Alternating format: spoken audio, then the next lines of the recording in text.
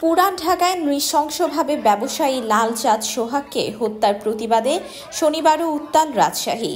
নগরীর সাহেববাজার 0 পয়েন্টে বিক্ষোভ সমাবেশ করেছে জাতীয় নাগরিক পার্টি এনসিপি। আর নগরীর রেলগেটে বিক্ষোভ সমাবেশ রাজশাহী পলিটেকনিক ইনস্টিটিউটের শিক্ষার্থীরা। হত্যায় জড়িতদের কঠোর শাস্তি নিশ্চিতের দাবি জানান তারা।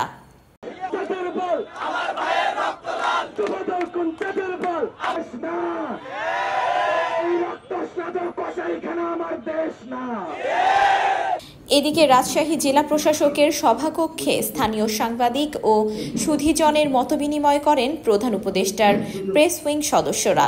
এ সময় উপপ্রেস সচিব মোহাম্মদ আবুল কালাম আজাদ মজুমদার বলেন, পুরান ঢাকার হত্যাকাণ্ডের কারণ অনুসন্ধানে কাজ করছে প্রশাসন, কাউকে ছাড় দেওয়া হবে না। নির্বাচন কমিশন কিভাবে কি করেছে সেগুলো তো আমরা বলতে পারবো না, তবে আমাদের এই বর্তমান সরকার, অন্তর্বর্তীকালীন সরকার যেভাবে কাজ করছে, আমাদের মূল লক্ষ্যটা হচ্ছে নির্বাচনটাকে সুষ্ঠু করা। বর্তমান অন্তর্বর্তীকালীন সরকারের কোনো দল নেই, কোনো দলের প্রতি কোনো দায়বদ্ধতাও নেই।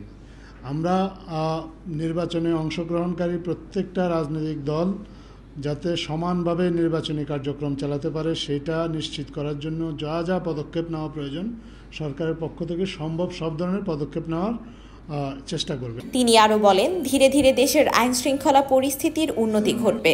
সাংবাদিকদের হয়রানি থেকে বাঁচাতে সাইবার নিরাপত্তা আইনে হ্যাকিং ছাড়া সবগুলো ধারা জামিনযোগ্য করা হয়েছে। আফসানা আইভি, স্কাই বাংলা, রাজশাহী।